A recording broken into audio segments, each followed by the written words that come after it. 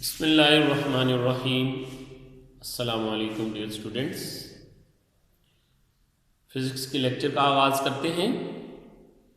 आज के लेक्चर में डियर स्टूडेंट्स हम बात करेंगे चैप्टर 4 की, और आप अच्छी तरह जानते हैं कि चैप्टर 4 जो है वो relevant to work and energy है।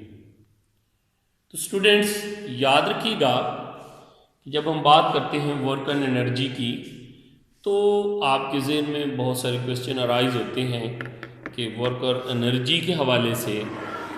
तो उसमें याद रखिएगा स्टूडेंट्स, सबसे पहले हम बात करेंगे सिर्फ वर्क के हवाले से, एनर्जी के हवाले से बाद में बात करेंगे। स्टूडेंट्स सिंपली जब कोई भी एक एम्प्लॉय किसी भी डिपार्टमेंट का ऑफिस में आता है, वो सुबह आके बैठता है अपनी चेयर पे और काम करना शुरू कर देता है। सारा दिन वो कंप्यूटर पे बैठ के काम करता है, तो शाम को कहता है कि मैं बहुत थक गया हूँ, बहुत काम किया है। याद रखिएगा स्टूडेंट्स कि हम कहेंगे कि इसने कोई काम नहीं किया, लेकिन काम तो उसने किया है। फिजिक्स में हम उसे काम नहीं कहेंगे, फिजिक्स में उसे काम नहीं कहेंगे। तो फिर फिजिक्स में काम किसे कहते हैं? मैं रिपीट करता हूं कि फिजिक्स में हमारे पास दो ऐसे वेरिएबल्स हैं जिनका प्रोडक्ट जो होगा वो जाहिर करता है कि काम हुआ है। जी स्टूडेंट्स, इसी चीज को मैंने यहां पे मेंशन किया है, the product of magnitude, the product of magnitude of displacement and the component of force in the direction of displacement। मकसद ये है कि ये जो हमने एक सामने पिक्चर विजुलाइज करवाई है, ये एक बॉक्स नजर आ रहा है, तो इसमें देखें कि डिस्प्लेसमेंट इस साइड पे है और इस पे फोर्स भी अप्लाई हो रही है। तो इसने क्या करना है कि इस डायरेक्शन में मूव करना है। तो इसका जो प्रोडक्ट होगा डियर स्टूडेंट्स वो क्या कहलाएगा? वर्क कहलाएगा। स्टूडेंट्स जनरली जब आप देखते हैं तो आप अमूमन जब इसको इस साइड से फोर्स अप्लाई करें तो आप एक स्ट्रिंग के जरिए इसमें फोर्स अप्लाई करते हैं। अब देखें कि फोर्स की जो डायरेक्शन है वो कैसे हम देखेंगे। हम कहते हैं कि फोर्स हमारे पास एक वेक्टर क्वांटिटी है और आपको पता है कि हम वेक्टर को रिजॉल्व कर सकते हैं इनटू इट्स कंपोनेंट्स।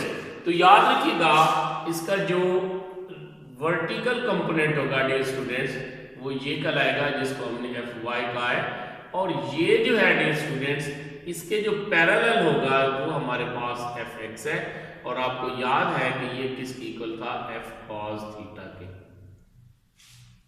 तो स्टूडेंट्स अगर हम बात करते हैं कि ये विद एंगल है तो ये एंगल किसके साथ बन रहा है? ये डिस्प्लेसमेंट के साथ बन रहा है और किसका है? फोर्स एफ के हवाले से। तो इसी चीज को मैंने यहाँ पे इस तरह मेंशन किया है स्टूडेंट्स, गौर करें। Let F is the constant force, और याद रखिएगा ये जो अभी हम बात कर रहे हैं ये कांस्टेंट फोर्स के हवाले से बात कर रहे हैं। तो याद रखिएगा let F is the constant force applied on an object, यानी इस पे जो हम ऑब्जेक्ट पे फोर्स अप्लाई कर रहे हैं हम उसकी बात कर रहे हैं। डी क्या है हमारे पास?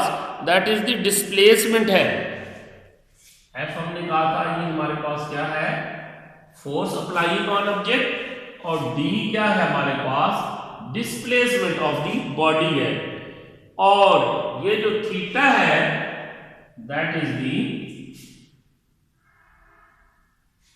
ये एंगल है between the applying force on an object and the displacement of an object. तो डियर स्टूडेंट्स हम इसको मैथमेटिकली कैसे लिखेंगे? नेक्स्ट बोर्ड पे चलते हैं।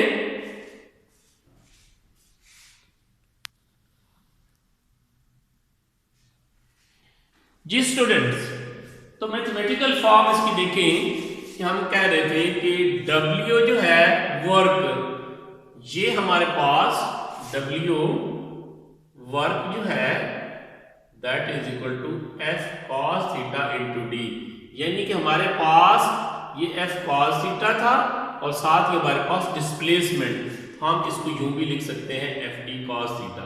और आपको याद होगा डियर स्टूडेंट, सेकंड चैप्टर में हमने डॉट प्रोडक्ट को पढ़ा था, तो वो क्या था कि F dot D that is equal to FD cos theta होता है। तो फिर दूसरे लफ्जों में हम इसको क्या लिख सकते हैं, work is the dot product of force F and the displacement D। Students याद रखिएगा, इसका ऐसा यूनिट जो है that is the newton metre और जॉल भी है, और इसकी डायमेंशन जो है बेटे वो क्या होगी ml स्क्वायर T माइनस 2 कहलाएगी। और ये आपको याद होगा कि न्यूटन जो होता है दैट इज इक्वल टू, हम कहते थे कि kg मीटर पर सेकंड स्क्वायर, और साथ ही जो मीटर है ये मीटर, तो ये आ गया था kg मीटर स्क्वायर पर सेकंड स्क्वायर।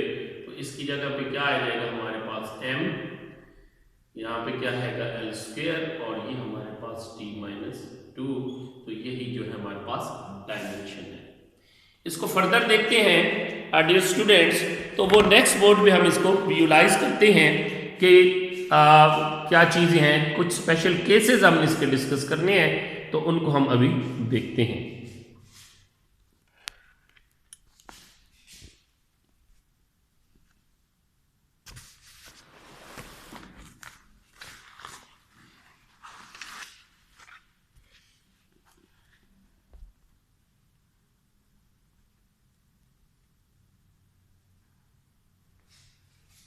जी स्टूडेंट्स, तो बात हो रही थी आपसे कि हम इसके डिफरेंट जो है केसेस को डिस्कस करते हैं।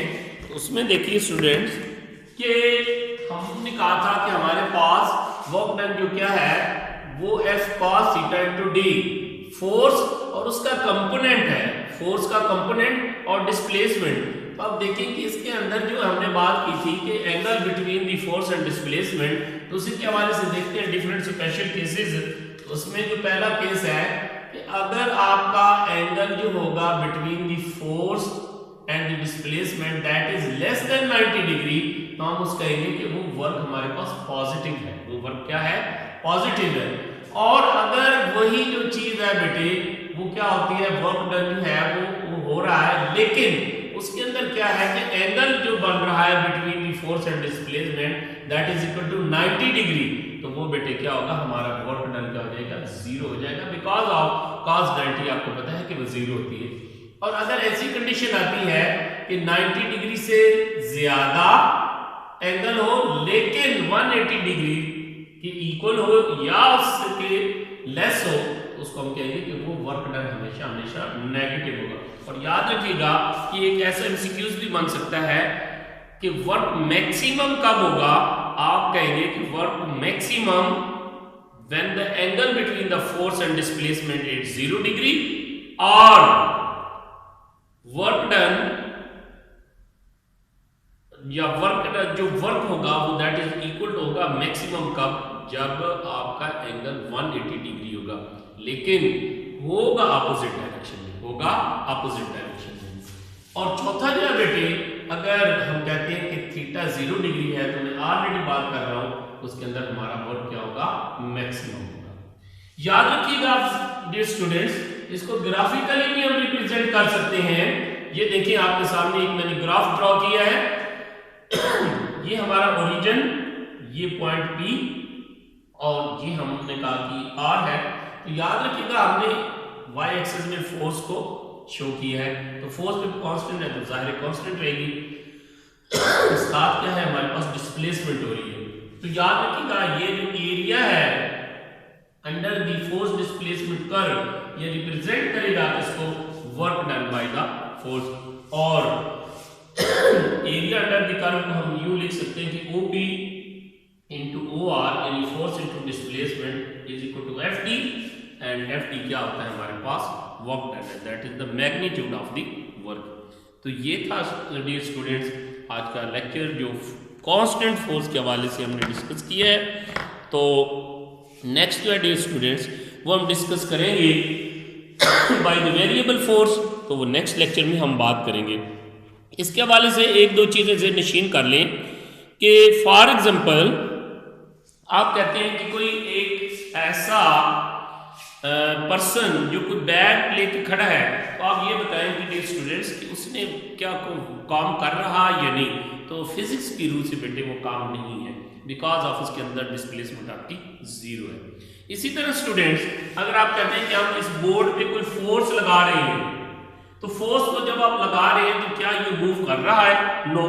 तो डिस्प्लेसमेंट जीरो है, इट मीन वर्क नहीं है। और अगर आप कहें कि जी मैं यहाँ पे खड़ा हूँ तो ये काम होना शुरू हो जाए, तो ऐसा भी नहीं होगा, क्योंकि आप फोर्स ही नहीं अप्लाई कर रहे, तो इस सूरत में भी वर्क क्या होगा? जीरो होगा। डियर स्टूडेंट्स, कुछ एमसीक्यूज के हवाले से देख लें कि वर्क की डायमेंशन क्या हो सकती है। वो टॉर्क के बराबर हो सकती है, मोमेंटम के बराबर हो सकती है, वेलोसिटी के बराबर, या पावर।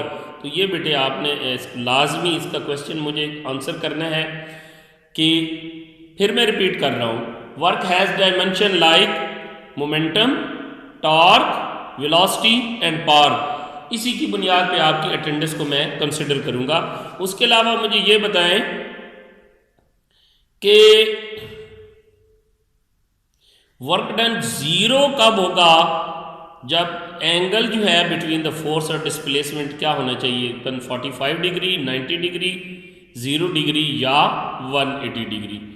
और उसके अलावा डियर स्टूडेंट्स, मुझे ये बताएं वर्क जो होगा वो नेगेटिव कब होगा, यानी किस एंगल पे नेगेटिव होगा? तो ये आपने मुझे बताना है डियर स्टूडेंट्स, यानी 0 डिग्री पे होगा, 90 डिग्री पे होगा, 45 डिग्री पे होगा या 180 डिग्री पे होगा। तो इन जो मैंने क्वेश्चन आपसे डिस्कस किए हैं, इनके आप आंसर करेंगे स्टूडेंट्स, तो फिर आपको इंशाल्लाह आपकी अटेंडेंस मार्क होगी, अदरवाइज आपकी अटेंडेंस मार्क नहीं होगी। अल्लाह हाफिज़।